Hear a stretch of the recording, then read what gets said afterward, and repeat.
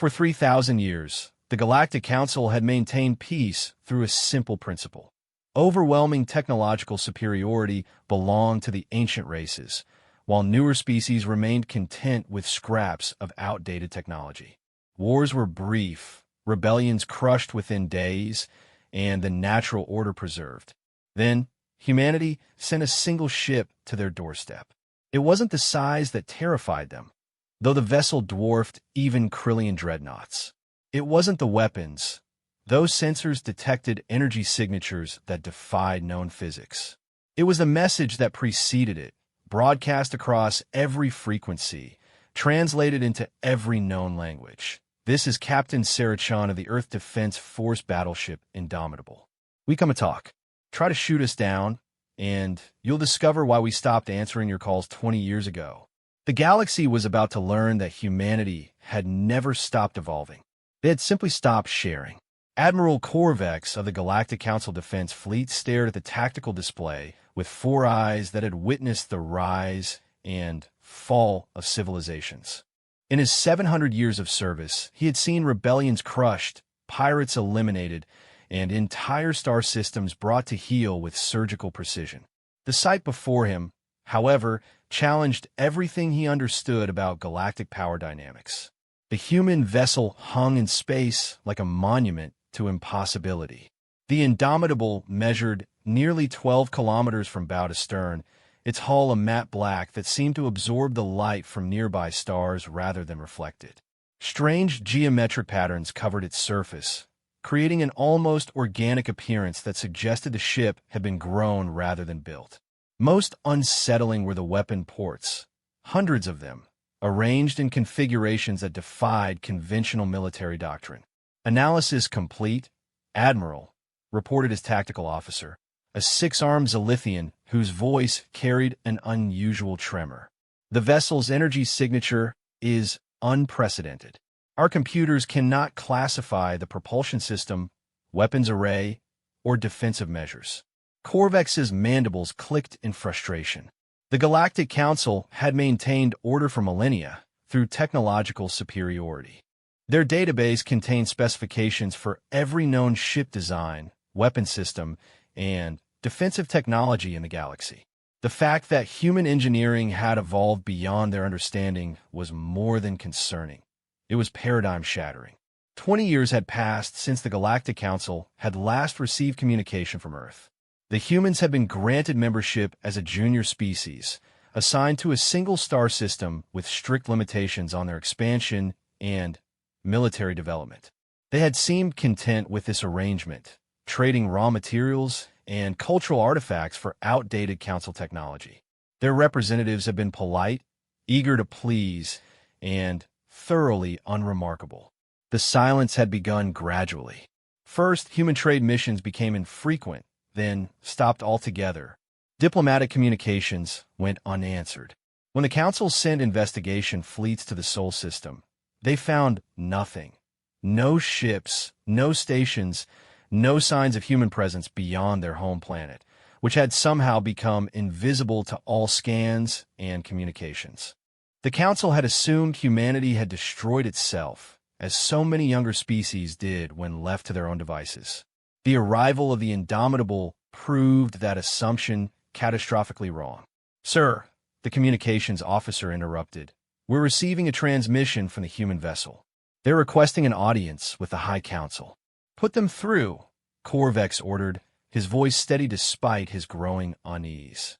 The main screen flickered to life, revealing a human female in an unfamiliar military uniform.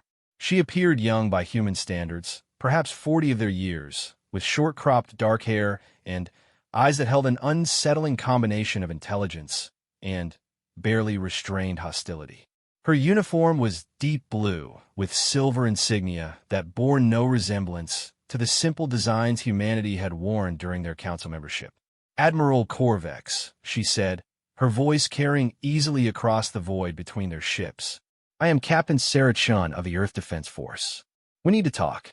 Corvex straightened in his command chair, drawing upon centuries of diplomatic experience.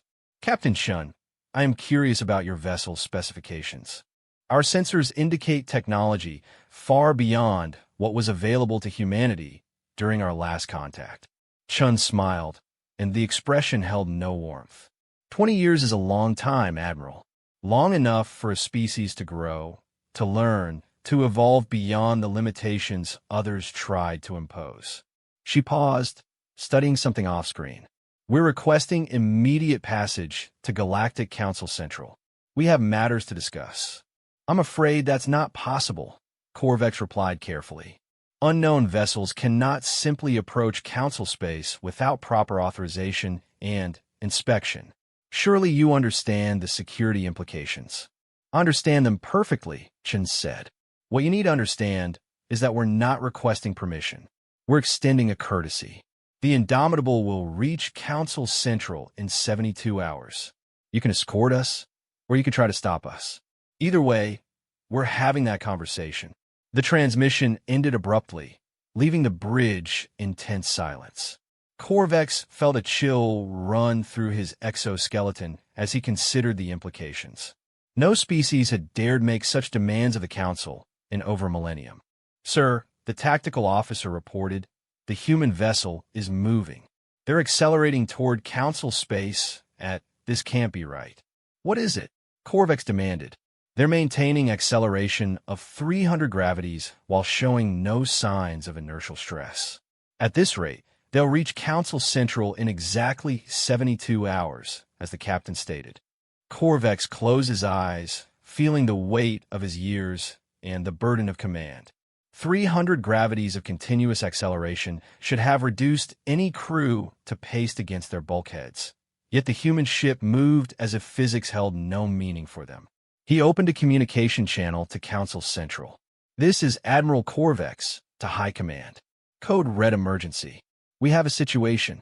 Meanwhile, aboard the Indomitable, Captain Chen walked through corridors that would have amazed any Council engineer. The ship's interior was a marvel of human innovation, combining elegant design with devastating functionality. Artificial gravity generators maintained perfect stability despite the crushing acceleration, while quantum processors managed systems that existed on the bleeding edge of possibility. The bridge crew worked with quiet efficiency, their movements economical and precise. These were not the fumbling representatives who had once begged for Council approval. These were the descendants of a species that had taken their dismissal as a challenge and their isolation as an opportunity. Captain, reported her first officer, Commander Torres. Council forces are mobilizing. 17 heavy cruisers and, for dreadnoughts, are moving to intercept us. Shin nodded without surprise. Expected response. They're still thinking in terms of the old paradigm. Overwhelming force against inferior technology. How long until they realize they're dealing with something new? Based on their formation patterns, I'd say about 30 minutes after they opened fire, Torres replied with dark humor. Chin settled into her command chair, studying the tactical display that showed enemy forces converging on their position. Each Council ship represented centuries of technological development, crewed by species that had conquered the stars when humanity was still learning to make fire. Under normal circumstances, a single human vessel facing such odds would be committing suicide. These were not normal circumstances. Ma'am, the communications officer called out. Admiral Corvex is hailing us again. On screen, the Zalithian's image appeared, his alien features tense with barely controlled anxiety. Captain Shun, I strongly advise you to reconsider your course. The forces arrayed against you represent the combined military might of 6 major species. There is no scenario in which a single vessel can prevail. Chen's response was calm, almost conversational. Admiral, 20 years ago, your people told us there was no scenario in which humanity could develop faster-than-light travel without Council approval. You told us there was no scenario in which we could establish colonies beyond Sol without your oversight. You told us there was no scenario in which we could develop weapons that posed a threat to established galactic powers. She leaned forward slightly. Would you like to know how many scenarios you've been wrong about? Corvex's mandibles clicked rapidly, a sign of extreme agitation in his species. Captain, I'm trying to prevent unnecessary bloodshed. If you continue this course, the Council will have no choice but to respond with lethal force. The Council made their choice 20 years ago when they decided to ignore us, Chen replied. We made ours when we decided to stop asking for permission to exist. The question now is whether you're wise enough to learn from your mistakes or arrogant enough to repeat them.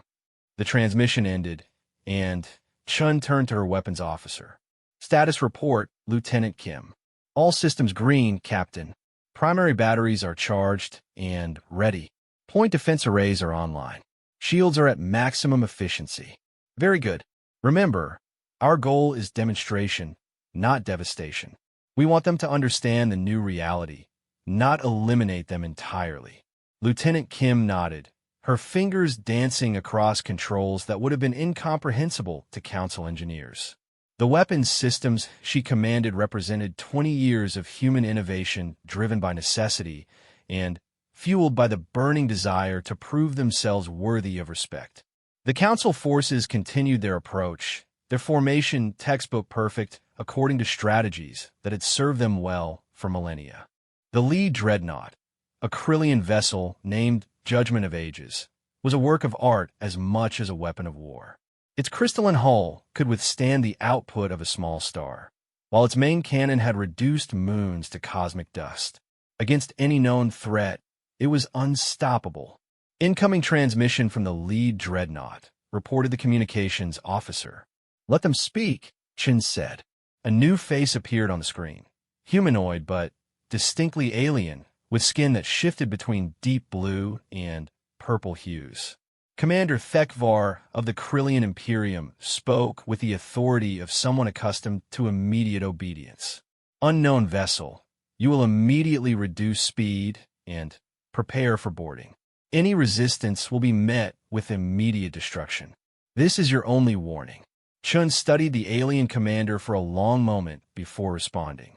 Commander Thekvar, I want you to remember this moment. Remember what you just said, and remember what happens next. 20 years from now, when your grandchildren ask you about the day the galaxy changed, you'll have a story to tell them. She nodded to her weapons officer. The Indomitable's response was beautiful in its simplicity. A single pulse of coherent energy, no larger than a tennis ball, streaked across the void between the two vessels. It struck the dreadnought's shields and simply erased them. Not overwhelmed, not overloaded, erased as if they had never existed. A second pulse followed, this one aimed at the ship's weapon systems. The mighty main cannon that had shattered worlds simply ceased to function, its quantum matrix unraveling at the molecular level. A third pulse disabled the engines, leaving the massive warship drifting helplessly in space. The entire engagement lasted less than 10 seconds. All Council vessels, Chun broadcast on an open channel, you have just witnessed the controlled demonstration of human defensive technology. Your most powerful warship has been rendered harmless without a single casualty. We could have destroyed it entirely, along with every ship in your fleet in the time it takes you to blink. We chose not to. Consider this our gift to you, the gift of understanding. The tactical display showed the remaining Council ships slowing, their formations becoming ragged as commanders struggled to process what they had witnessed. Centuries of military doctrine had just been rendered obsolete by a species they had dismissed as irrelevant. This is Admiral Corvex, came the strained voice over the communication channel. What do you want? Chen's voice carried across space with quiet authority. We want what every species wants, Admiral. Respect, recognition, the right to determine our own destiny.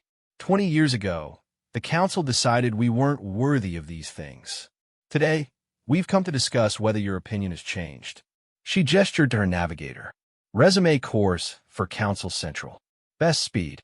As the Indomitable accelerated past the disabled fleet, leaving them in its wake like debris from a forgotten age, Chen reflected on the journey that had brought them to this moment. Humanity had spent 2 decades in forced isolation, cut off from the galaxy that had rejected them. Those years had not been wasted. While the Council had rested on the laurels of ancient achievements, Humanity had pushed the boundaries of what was possible. They had discovered new forms of energy, developed technologies that bent the laws of physics to their will, and transformed themselves from a minor species begging for scraps into a force that could reshape the galaxy. The best part was that the Indomitable represented only the beginning. Back in Seoul, shipyards worked around the clock producing vessels that made even this technological marvel look primitive. Colonies thrived in star systems the Council didn't even know existed, protected by defensive networks that could repel any imaginable threat. Humanity had done more than survive their rejection. They had transcended it. Captain, Commander Torres reported, "We're receiving priority transmissions from Council Central. It appears the High Council is convening an emergency session." Chun smiled, finally, allowing herself to feel a measure of satisfaction. "Good. It's about time they took us seriously. Open a channel to Earth Command. Tell them Phase 1 is complete, and we're proceeding to Phase 2. The message that went out to Earth was brief, but significant. Package delivered. Reception committee preparing for our arrival. The galaxy is listening." 20 years of preparation, innovation, and determination had led to this moment. Humanity was no longer asking for a seat at the galactic table. They were taking it, and the universe would never be the same. High Counselor Zephyran had witnessed the rise and fall of stellar empires, but nothing in her 3,000-year lifespan had prepared her for the crisis unfolding before the Galactic Council. The emergency session had been called within hours of Admiral Corvex's report, and representatives from every major species had gathered in the great amphitheater of Council Central, their voices raised in panic, confusion, and barely controlled fear. The holographic display at the center of the chamber showed the Indomitable in all its impossible glory, along with tactical analyses that defied comprehension. Energy readings that exceeded theoretical maximums. Propulsion systems that operated on unknown principles. Weapons that could disable Council dreadnoughts as easily as a child might break a toy. "This changes everything," declared Ambassador Vextal of the Hegemony, his crystalline form flickering with agitated light patterns. "A junior species cannot possess technology that surpasses our own. It violates every principle upon which galactic civilization is built." Murmurs of agreement rippled through the assembly, but Zephyran detected an undercurrent of uncertainty. The old certainties were crumbling, and even the most arrogant council members were beginning to grasp the implications. "Perhaps," interjected Councillor Merdash of the Trade Consortium, "we should focus on understanding how this development occurred rather than denying its reality. The humans have clearly made significant advances during their isolation." Significant.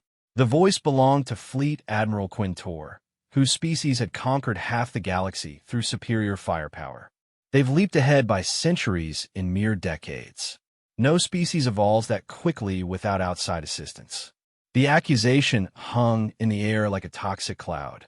The suggestion that humanity had received aid from unknown entities was almost more terrifying than their technological advancement itself. If there are powers beyond the Council's knowledge, powers capable of transforming a minor species into a galactic threat overnight, then everything the Council believed about their position in the universe was wrong. Zephyran raised her hand for silence, her authority carrying weight earned through millennia of service. "We will not solve this crisis through speculation and fear. The human captain has requested an audience. I propose we grant it, and hear what they have to say." "Absolutely not," Admiral Quintor snarled. "We do not negotiate from a position of weakness. The proper response is to mobilize the Grand Fleet and crush this threat before it can spread." "The Grand Fleet against one ship?" Councillor Merdash's voice carried a note of skepticism. "Have you analyzed the tactical data? Their single vessel disabled our most powerful dreadnought in seconds. What makes you think more ships will succeed where the first failed?" The question struck at the heart of every council member's fears. For 3,000 years, they had maintained order through overwhelming force. The strong ruled the weak, the advanced dominated the primitive, and the natural order remained intact. The arrival of the Indomitable threatened to overturn that hierarchy entirely. Zephyr studied the data again, her ancient mind working through possibilities and implications. The human vessel's approach had been calculated to maximize psychological impact while minimizing actual casualties. They could have destroyed the entire interdiction fleet, yet they had chosen restraint. This suggested either remarkable discipline or supreme confidence, possibly both. "There's something else we need to consider," she said, her voice cutting through the arguing voices. "The humans have been completely isolated for 20 years. During that time, we detected no ship movements, no communications, no signs of technological development. Yet they've somehow achieved breakthroughs that our greatest minds considered impossible." She paused, letting the implications sink in. Either they've discovered something fundamental about the universe that we've missed, or they've been receiving instruction from sources we cannot identify. In either case, we must determine the scope of their capabilities before we can formulate an appropriate response. The chamber fell silent as the council members contemplated the terrifying possibilities. Unknown alien benefactors were bad enough, but the alternative, that humanity had independently developed technologies beyond council comprehension, was equally disturbing. It suggested that the council's understanding of physics, engineering, and the fundamental nature of reality itself might be flawed. "Sir," reported the chamber's communication officer, "the human vessel has just entered the outer system. They'll reach Council Central in 6 hours." Admiral Quintor's facial tendrils writhed with agitation. 6 hours? They were 17 hours away when we last calculated their position. "Yes, sir. They appear to have increased their acceleration to over 500 gravities. Our long-range sensors can barely track them." The number hit the assembly like a physical blow. 500 gravities was beyond the tolerance of any known biological organism, regardless of protective technology. Yet the human ship maintained that crushing acceleration while showing no signs of structural stress or crew impairment. "This is becoming absurd," muttered Counselor Threx of the Engineering Guild. "The energy requirements alone should overwhelm any power source small enough to fit aboard a starship. They're either using exotic matter we've never encountered, or they've discovered entirely new physical principles." Zephyr felt the weight of history pressing down upon her ancient shoulders. The Galactic Council had been founded on the principle that older species were inherently superior to younger ones. This belief had shaped 3 millennia of policy, law, and social structure. The revelation that a species barely out of its technological infancy could surpass the combined knowledge of galactic civilization threatened to shatter the very foundations of their society. "High Counselor," interrupted the communication officer, "we're receiving a transmission from the human vessel. They're requesting permission to dock at Central Station." "Put them through," Zephyr ordered. Captain Chen's image appeared on the main screen, her expression calm and professional. Behind her, the bridge of the Indomitable hummed with quiet activity, crew members working at stations that bore no resemblance to any council technology. "High Counselor Zephyr," Chen said, inclining her head slightly in acknowledgement. "I appreciate your willingness to meet with us despite the unconventional nature of our arrival."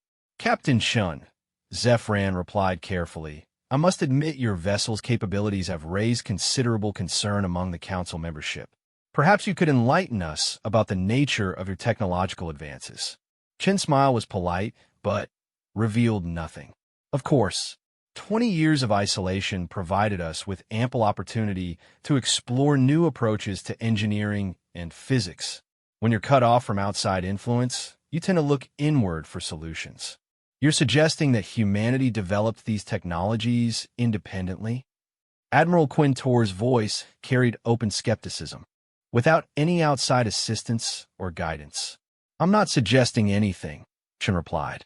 "I'm stating a fact. Every system aboard this vessel was designed and built by human hands, using principles discovered by human minds. We simply had the motivation to push beyond the limitations that others accepted as absolute. Counselor Mayor Dash leaned forward, his commercial instincts overriding political considerations. Captain, would humanity be willing to share these technological advances with the galactic community? The Council would be prepared to offer significant compensation for such knowledge. Chen's expression grew cold. The Council offered us significant compensation 20 years ago. A single-star system, junior membership status, and the privilege of trading raw materials for obsolete technology. You'll forgive me if we're not eager to repeat that experience. The rebuke stung because it was entirely accurate. The Council had treated humanity as a useful but ultimately insignificant addition to galactic civilization, a source of exotic resources and cultural curiosities, but nothing more. The possibility that such a species might surpass them in any meaningful way had never been considered. What do you want from us? Zephyran asked bluntly. Recognition, Chen replied immediately. Not as a junior member or a client state, but as an equal partner in galactic affairs. Representation on the High Council proportional to our capabilities. Trade agreements that reflect mutual benefit rather than exploitation. And, most importantly, acknowledgement that the era of Council supremacy is ending. The demand sent shock waves through the Assembly. Equal representation would require fundamental changes to the Council structure. Proportional trade agreements would disrupt economic relationships that had persisted for millennia. But the final demand, acknowledgement that Council supremacy was ending, struck at the very core of galactic civilization. Admiral Quintor stood abruptly, his massive form radiating barely controlled fury. This is intolerable. A single ship cannot dictate terms to the entire galactic community. I call for an immediate vote to authorize military action against the human threat. Threat? Chen's voice carried a dangerous edge. Admiral, we've gone out of our way to avoid threatening anyone. We disabled your ships without harming their crews. We could have approached Council Central through stealth and announced our presence by destroying half your infrastructure. Instead, we chose to arrive openly and request dialogue. If you interpret peaceful overtures as threats, perhaps the problem lies with your perspective rather than our intentions. Zephyran watched the exchange with growing understanding.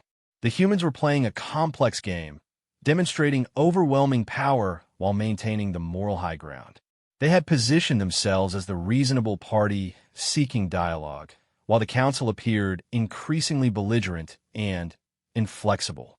Captain, she said, assuming we were willing to consider your proposals, what assurance could you provide that humanity would use its advanced technology responsibly? The galaxy has seen what happens when powerful species choose conquest over cooperation. Chen's response was immediate and precise. High Counselor, in the 20 years since you last heard from us, how many systems has humanity conquered? How many species have we enslaved? How many worlds have we strip-mined or populations have we displaced? The answer was obvious to everyone present. None. Humanity's technological advancement had been accompanied by complete restraint in its application.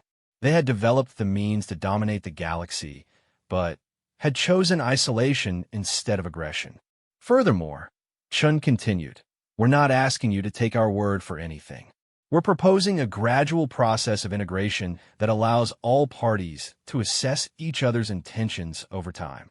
But that process begins with acknowledging reality rather than clinging to outdated assumptions about galactic hierarchy.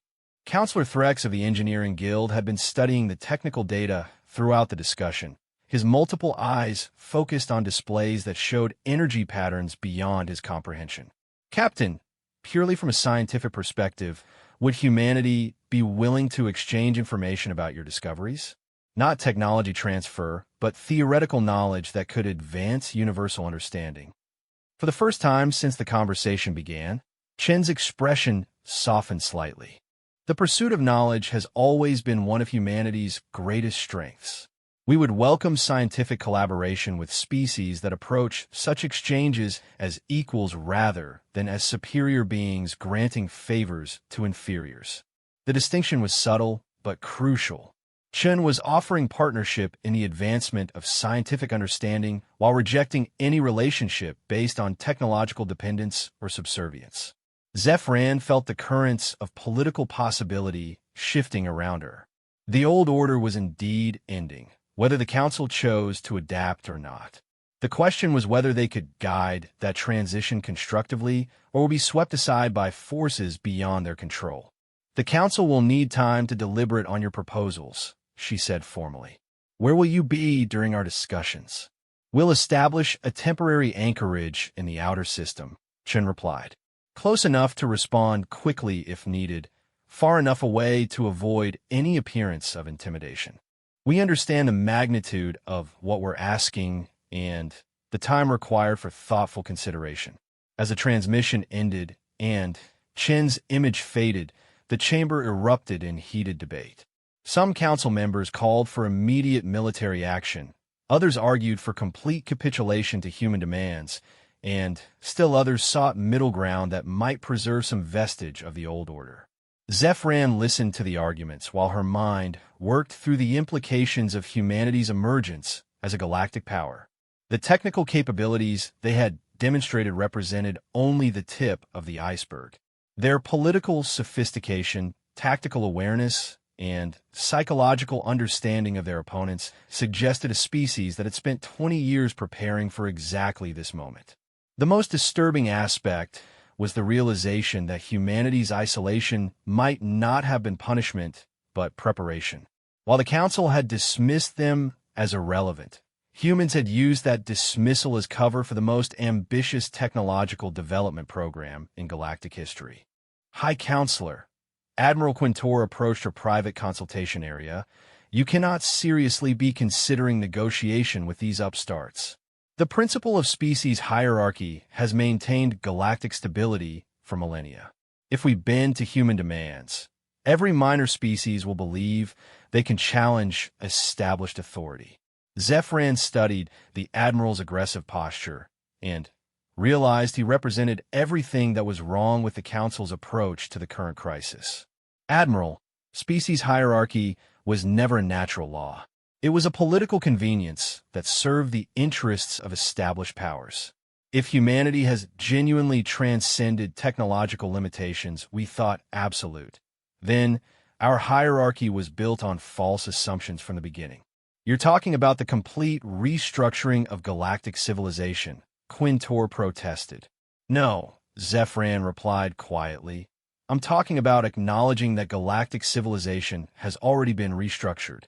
We're simply deciding whether to participate in shaping its new form or to be swept aside by changes we cannot prevent." The debate would continue for hours, but Zephyrin already understood the fundamental truth that many of her colleagues had yet to grasp. The age of council supremacy was indeed ending, not because of human aggression, but because of human achievement. The galaxy now contained a species whose capabilities exceeded anything previously imagined, and no amount of political maneuvering or military posturing could change that reality. The only question was whether the Council would adapt to the new paradigm or be left behind by species more willing to embrace change. For the first time in her long life, Zephyrin found herself excited by the possibilities that uncertainty might bring. The revelation came not through dramatic confrontation, but through a simple question asked by the youngest member of the Galactic Council. Counselor Yixera of the recently ascended Mindari species had listened to hours of debate about humanity's impossible technological advancement before raising her hand with the tentative uncertainty of someone still learning the protocols of galactic politics. "High Counselor," she said, her voice barely above a whisper, "has anyone asked the humans how they developed these technologies? Not whether they received outside help, but what specific process led to their breakthroughs?" The question hung in the air like a revelation waiting to unfold. Throughout the lengthy deliberations, every council member had focused on the implications of humanity's advancement without examining the mechanisms behind it. They had debated consequences while ignoring causes, analyzed effects while remaining blind to origins. Zephyran felt a chill of premonition as she considered the implications of Yixera's innocent inquiry. Captain Chun, would you be willing to enlighten us about the specific discoveries that led to your current capabilities? Chin's image on the main screen showed a subtle shift in expression. Not reluctance, but the careful consideration of someone choosing their words with precision. High Counselor, the breakthrough wasn't technological. It was philosophical. We stopped accepting limitations that others told us were absolute and started questioning assumptions that the galaxy had treated as natural laws. Could you be more specific? Counselor Merdash leaned forward with the intensity of someone sensing profitable opportunity. Certainly, Chin replied. For example, your physics texts teach that faster-than-light travel requires exotic matter with negative energy density. We discovered that this limitation exists only within specific mathematical frameworks. Change the framework, and the limitation disappears. The statement sent ripples of confusion through the assembly. The physics of faster-than-light travel had been settled science for millennia, built upon mathematical principles verified by countless experiments across hundreds of species. That's impossible, declared Chief Scientist Vortha K. of the Krillian Academy. The mathematical relationships governing space-time manipulation are fundamental constants. You cannot simply change the framework and expect reality to accommodate your preferences. Chin's smile was patient, but unmistakably condescending. Dr. Vortha K., with respect, you're demonstrating exactly the mindset that kept humanity trapped in technological stagnation for 20 years. We accepted your mathematical frameworks as absolute truth rather than useful approximations. When we began developing our own theoretical foundations, we discovered that reality is far more flexible than galactic science acknowledges. The accusation struck at the heart of galactic intellectual pride. For 3,000 years, Council species had built their understanding of the universe upon layers of accumulated knowledge, each generation building upon the discoveries of their predecessors. The suggestion that this entire edifice might be built upon flawed assumptions was almost incomprehensible. Zephyran felt ancient certainties crumbling as she contemplated the implications. Are you suggesting that galactic science has been fundamentally wrong about the nature of reality? Not wrong, Chin corrected. Limited. Your understanding works within specific parameters, but you've mistaken those parameters for universal constraints. Imagine trying to understand flight by studying only creatures that walk. You might develop elaborate theories about why heavier-than-air objects cannot achieve sustained aerial motion, and those theories would be consistent with your observations. But they would also be completely irrelevant to species that had never accepted walking as the only form of locomotion. The metaphor was simple, but its implications were staggering. If humanity had discovered principles of reality that transcended accepted scientific understanding, then every assumption about technological possibility needed to be re-examined. Admiral Quintor rose from his position, his massive form radiating skepticism and barely controlled anger. This is elaborate nonsense designed to conceal the truth about human technological advancement. No species develops new understanding of fundamental physics in mere decades. Why not? Chin asked simply. Because it's never been done before? Because your species require millennia to achieve their current understanding? Admiral, you're applying the limitations of established civilizations to a species that was never bound by those limitations. We approach the universe with fresh perspectives precisely because we weren't constrained by generations of accumulated assumptions. The exchange highlighted something that had been troubling Zephyran since the crisis began. Every council response to humanity's emergence had been filtered through the lens of established galactic civilization. They had assumed human development would follow familiar patterns, proceed at predictable rates, and conform to known principles.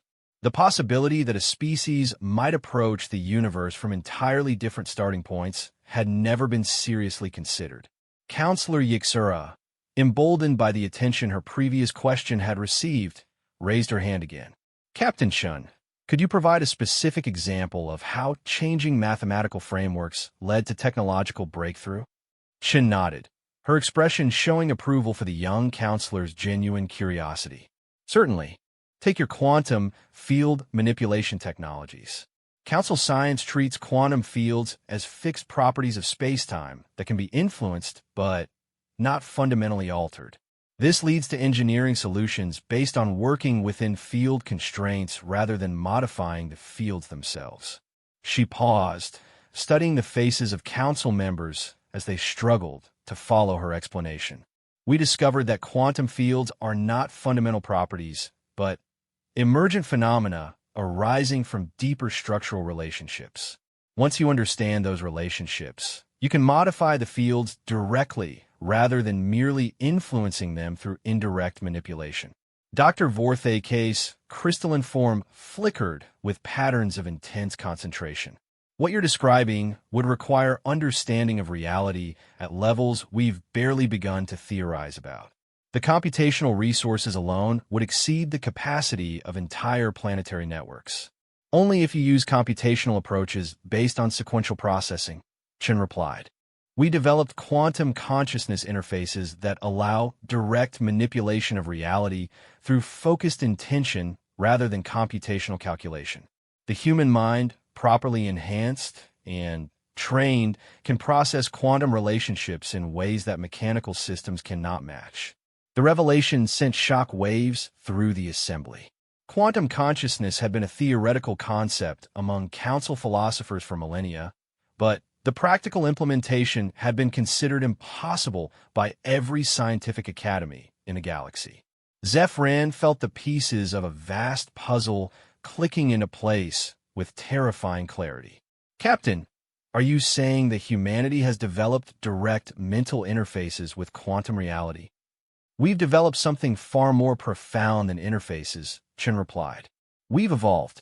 The humans aboard this vessel are not the same species that left Earth 20 years ago.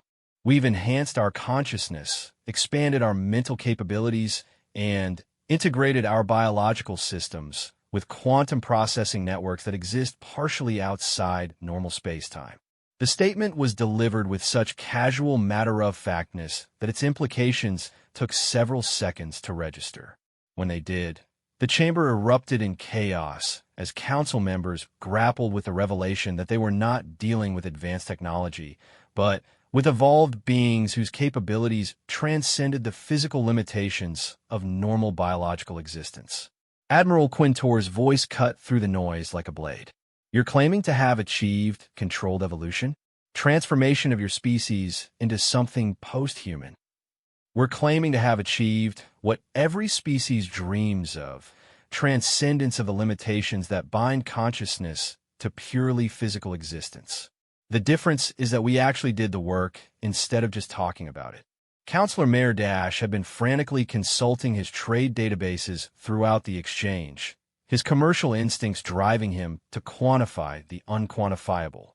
The implications for commerce, for technology transfer, for the entire galactic economy. This represents a complete paradigm shift in how we understand value and capability. It represents much more than that, Chen said quietly.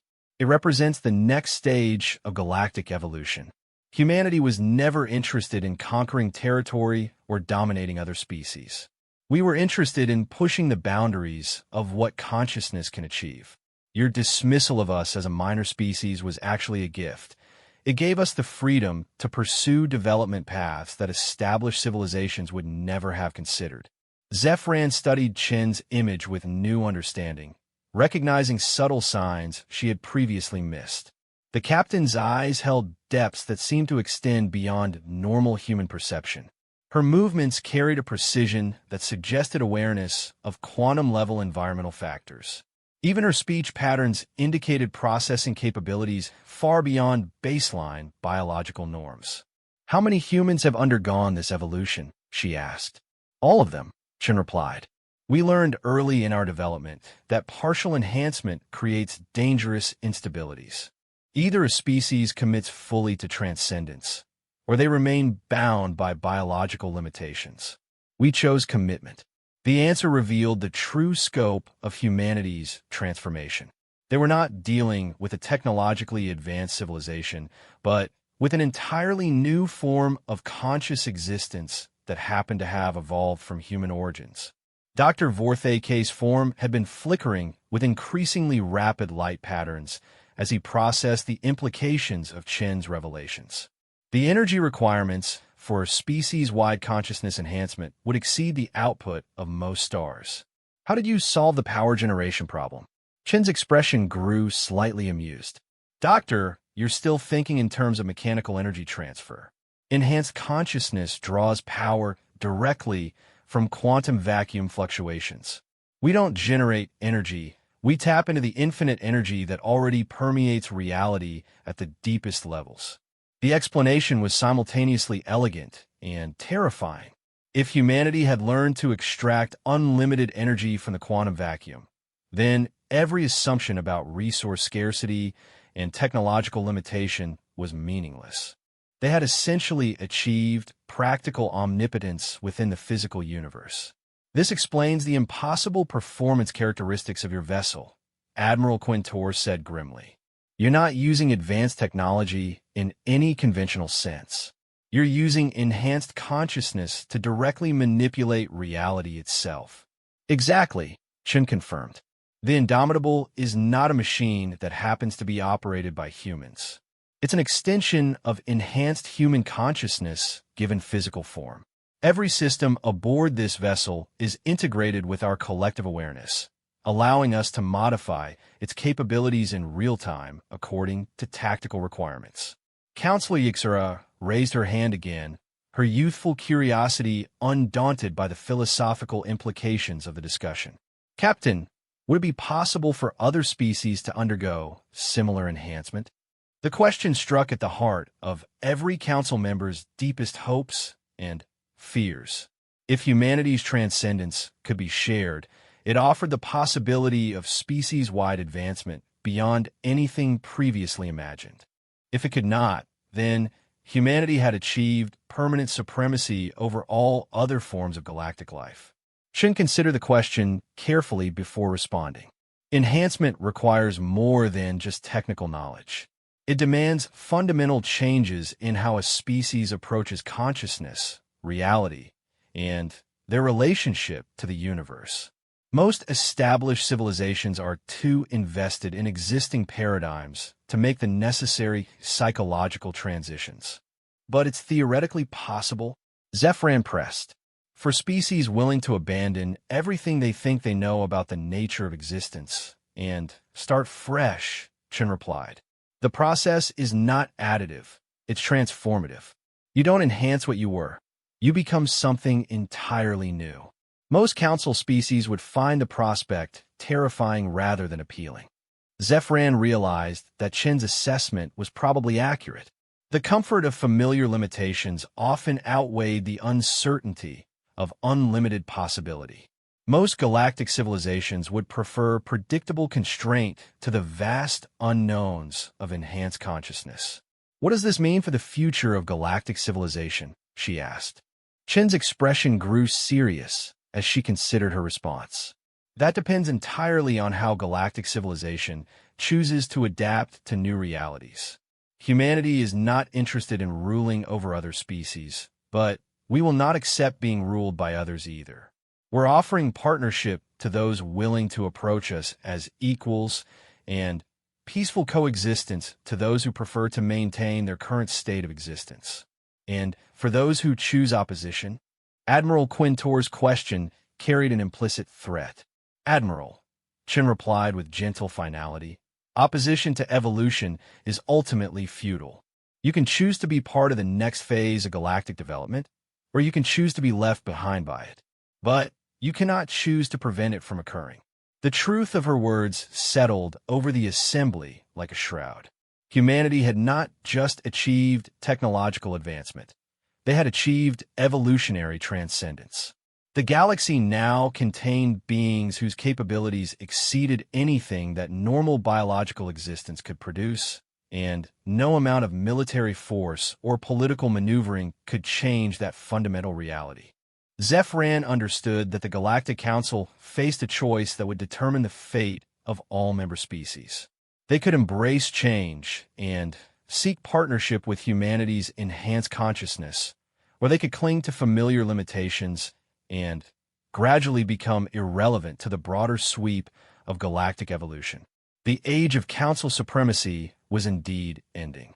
The question was whether it would be replaced by something magnificent or merely forgotten as an interesting historical footnote in humanity's inexorable progress toward cosmic consciousness.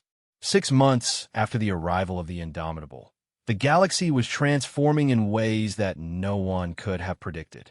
The great amphitheater of Council Central buzzed with activity as representatives from across known space gathered for what historians would later record as the Constitutional Convention of the New Galactic Age. High Counselor Zephyran observed the proceedings with a mixture of wonder and trepidation. The chamber itself had been redesigned to accommodate new forms of participation. Traditional seating arrangements have been supplemented with quantum communication nodes that allowed enhanced humans to participate directly in deliberations through consciousness-sharing protocols that still amazed council scientists. The transformation had not been uniform across galactic civilization. Some species had embraced humanity's offer of partnership with enthusiasm, while others had retreated into isolation, and still others had chosen armed resistance that had ended predictably and swiftly. The galaxy now existed in a state of careful balance between the evolved and the traditional, each group finding its place in an order that bore little resemblance to 3,000 years of council supremacy. Captain Chun, now bearing the title of Human Ambassador to Galactic Affairs, materialized in her assigned space through a form of quantum teleportation that still defied complete understanding. Her presence was both physical and metaphysical, existing simultaneously in the chamber and in the enhanced consciousness network that connected humanity across interstellar distances. The proposal before us today, Chun announced, her voice carrying the authority of someone who spoke for an entire transformed species, concerns the establishment of development protocols for species choosing to pursue consciousness enhancement. This is not about forcing change upon those who prefer traditional existence, but about ensuring that voluntary evolution proceeds safely and ethically. The statement represented months of careful negotiation between humanity and the various council factions. The initial panic that had followed the revelation of human enhancement had gradually given way to pragmatic acceptance that the galaxy now contained multiple forms of conscious existence, each with its own capabilities and limitations. Ambassador Vextal of the hegemony flickered with patterns of cautious interest. His species had been among the first to seriously consider enhancement protocols, their crystalline biology proving surprisingly compatible with quantum consciousness modifications. The hegemony remains concerned about the psychological implications of species-wide transformation. What safeguards exist to prevent enhancement from leading to fundamental loss of species identity? The question touched upon one of the most complex challenges facing the new galactic order. Species that chose enhancement necessarily transcended many of the characteristics that had previously defined them. The balance between evolution and preservation of essential identity remained an ongoing area of philosophical and practical development. Enhancement does not erase identity, Chin replied, her consciousness touching briefly on collective human memory spanning the entire transformation process. It expands identity beyond previous limitations. Enhanced humans remain human in all meaningful ways, but we are human in ways that our ancestors could not have imagined. The fear of losing yourself through enhancement is based on the assumption that your current limitations define who you are rather than constraining who you might become. Dr. Vorthe K., whose species had established a research partnership with humanity, added his perspective from months of studying enhancement protocols. Our preliminary investigations suggest that consciousness enhancement amplifies existing traits rather than replacing them. An enhanced Krillian remains fundamentally Krillian, but with capabilities that extend far beyond our previous biological constraints. The research collaboration between humanity and willing council species had produced remarkable results. Enhanced humans had shared their theoretical foundations openly with species genuinely interested in understanding rather than exploiting the new knowledge. The resulting partnerships had accelerated development in ways that benefited all participants while maintaining respect for those who chose to remain unenhanced. Counselor Yixera, now recognized as one of the most insightful voices in the Reform Council, raised a question that had been troubling many younger species. What happens to the long-term relationships between enhanced and traditional species? Will we inevitably grow apart until we can no longer meaningfully interact? The concern was understandable and reflected broader fears about the future of galactic civilization. If enhancement created beings so advanced that they could not relate to traditional biological consciousness, then the galaxy would effectively split into separate evolutionary tracks with no common ground. Chen's response carried the weight of careful consideration and collective human wisdom. The relationship between enhanced and traditional consciousness is like the relationship between adult and child perspectives within a family. The adult does not stop caring about the child because they have moved beyond childish limitations. The adult's expanded awareness allows for deeper understanding and more effective protection of those who remain in earlier developmental stages. Are you suggesting that enhanced species will serve as guardians for traditional ones? Admiral Quintor's voice carried a mix of offense and reluctant recognition of practical realities. We're suggesting that enhanced consciousness naturally develops protective instincts toward all forms of life, especially conscious beings who share evolutionary heritage, Chen replied. The perspective that comes with enhancement includes understanding of the valuable role that diversity plays in cosmic development. Traditional consciousness offers insights and approaches that enhanced awareness might overlook. The explanation reflected a fundamental aspect of enhanced human philosophy that had emerged during their transformation. Rather than viewing biological consciousness as primitive or obsolete, they had come to see it as an essential component of a healthy cosmic ecosystem. Traditional species provided stability, alternative perspectives, and grounding in physical reality that complemented the expanded awareness of enhanced consciousness. Zephyrin had been studying reports from star systems where enhanced humans had established colonies alongside traditional species. The relationships that had developed were unlike anything in galactic history. Not the usual patterns of dominance and submission, but genuine partnerships based on complementary capabilities and mutual respect. The proposal includes provisions for traditional species that choose to maintain their current state of existence, she noted, reading from the documents before her. Full participation in galactic governance, guaranteed territorial sovereignty, and protection from any form of forced enhancement. These are remarkable guarantees for beings who could be compelled to accept any terms you chose to impose. Chen's expression reflected the collective wisdom of a species that had learned to think beyond immediate self-interest. High Counselor, compelling other species to accept our terms would defeat the entire purpose of enhancement. Consciousness evolution is meaningless if it leads to the domination of others rather than the elevation of all. Enhanced humans have no interest in ruling a galaxy of slaves.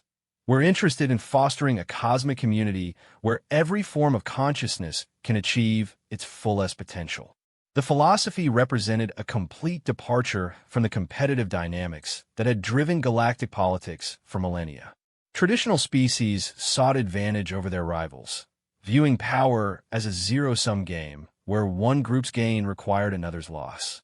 Enhanced consciousness operated from abundance rather than scarcity, recognizing that the development of one group created opportunities for all others. Ambassador Merdash had been reviewing the economic implications of the new order throughout the session. The trade protocols proposed here would revolutionize galactic commerce. Enhanced species offering unlimited energy and computational resources in exchange for cultural products, artistic expressions, and biological diversity samples. It's completely unlike any economic model we've ever seen. Traditional economic models are based on scarcity, Chen explained. When consciousness transcends physical limitations, scarcity becomes irrelevant for material goods. Enhanced beings value experiences, perspectives, and creative expressions that cannot be simply manufactured through technological means. This creates a natural trade relationship where traditional species provide irreplaceable cultural wealth in exchange for unlimited material abundance. The economic transformation was already visible in star systems where enhanced humans had established trade relationships. Traditional species found themselves wealthy beyond imagination while maintaining full cultural autonomy. The enhanced humans gained access to diverse perspectives and creative expressions that enriched their expanded consciousness in ways that purely internal development could not achieve. Counselor Yixera raised another question that reflected the concerns of many younger species. What about military defense? If enhanced beings can manipulate reality directly, how can traditional species maintain any meaningful form of self-defense? The question touched upon one of the most sensitive aspects of the new galactic order.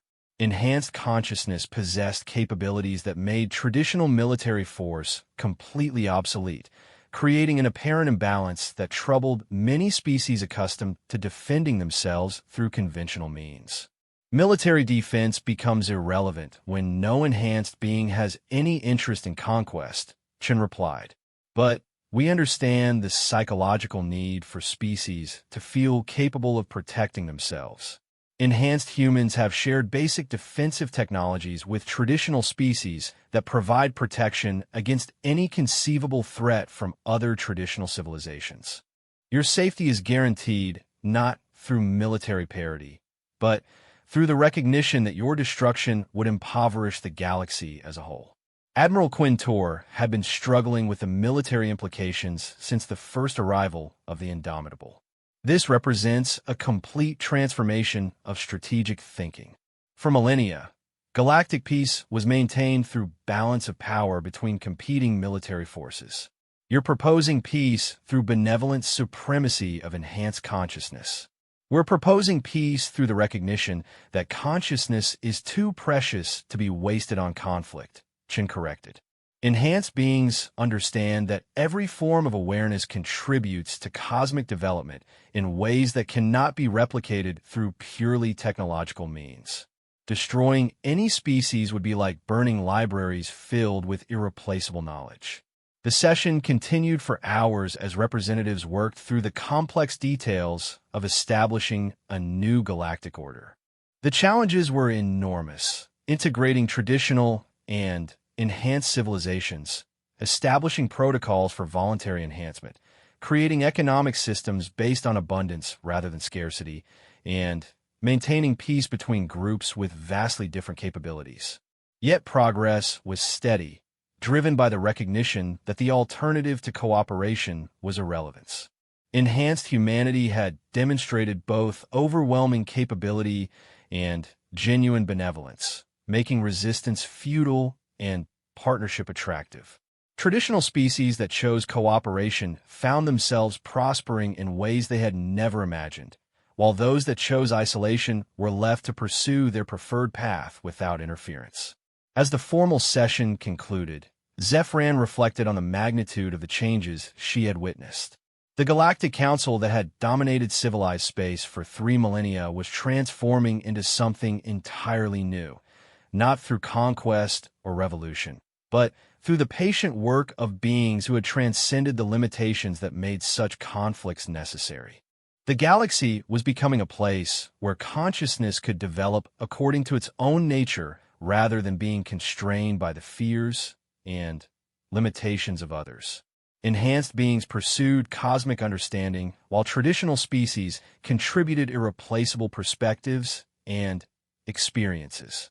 Competition was being replaced by collaboration, scarcity by abundance, and fear by wonder at the possibilities that unlimited consciousness could achieve. Chen approached, Zeph ran as the chamber emptied, her presence carrying warmth that transcended mere biological emotion. High Counselor, humanity will always remember that you were among the first to recognize the necessity of change. Your willingness to adapt rather than resist made this transformation possible.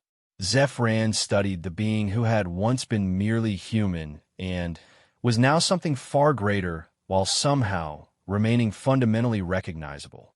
Captain, I must admit that I never imagined the galaxy could become so vast while simultaneously becoming so unified. Your species has given us all a gift beyond measure. The gift was mutual, Chen replied. Enhanced consciousness without diversity of perspective becomes stagnant and self-referential. Traditional species provide the creative tension and alternative viewpoints that keep enhanced awareness growing and developing. The galaxy is becoming what it was always meant to be, a collaborative workshop for the evolution of consciousness itself.